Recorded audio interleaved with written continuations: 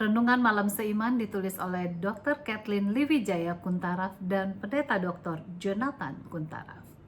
Judul renungan kita kali ini adalah Pakaian Sederhana. Ayatnya mengatakan, dan mengapa kamu khawatir akan pakaian?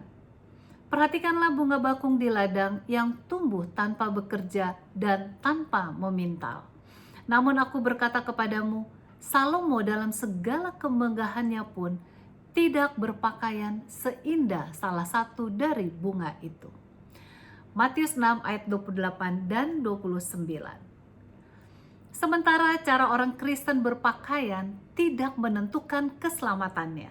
Namun kita mengetahui bahwa orang Kristen harus menjadi saksi dalam segala tindakannya, termasuk cara berpakaiannya. Allah menyediakan pakaian yang pertama untuk digunakan leluhur kita, Adam dan Hawa.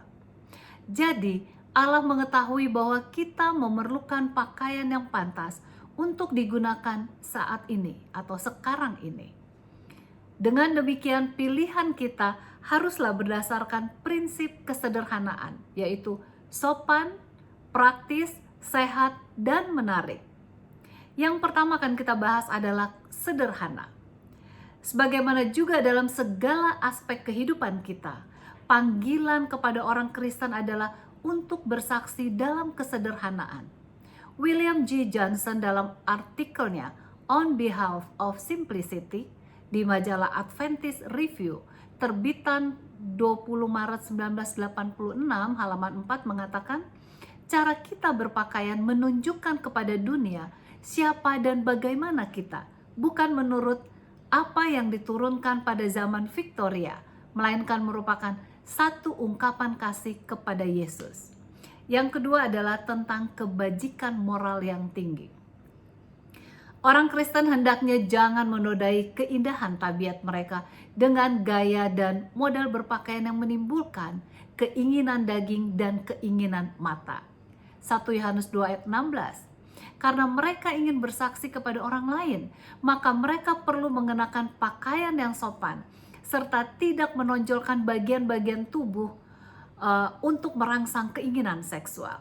Kesopanan meningkatkan kesehatan moral. Ingatlah bahwa tujuan orang Kristen berpakaian ialah untuk memuliakan Allah, bukan untuk diri sendiri. Nah, yang ketiga, praktis dan hemat. Karena mereka adalah penata layan atas uang yang dipercayakan Tuhan kepada mereka, maka orang-orang Kristen haruslah orang yang hemat. Jangan memakai emas dan mutiara ataupun pakaian yang mahal-mahal, sebagaimana yang tertulis dalam 1 Timotius 2 ayat 9. Bagaimanapun, menghemat bukanlah berarti membeli pakaian yang paling murah.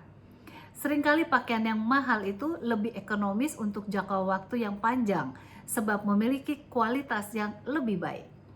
Yang keempat adalah menyehatkan. Bukan hanya makanan yang mempengaruhi kesehatan seseorang, bahkan cara kita berpakaian juga. Orang Kristen hendaknya menjauhi gaya berpakaian yang kurang mampu melindungi tubuhnya ataupun memakai pakaian yang sangat ketat yang memberikan dampak yang negatif kepada kesehatan. Nah, kiranya kita menjadi saksi kepada orang lain melalui pakaian yang kita kenakan, yang memberikan kemuliaan bagi nama Tuhan.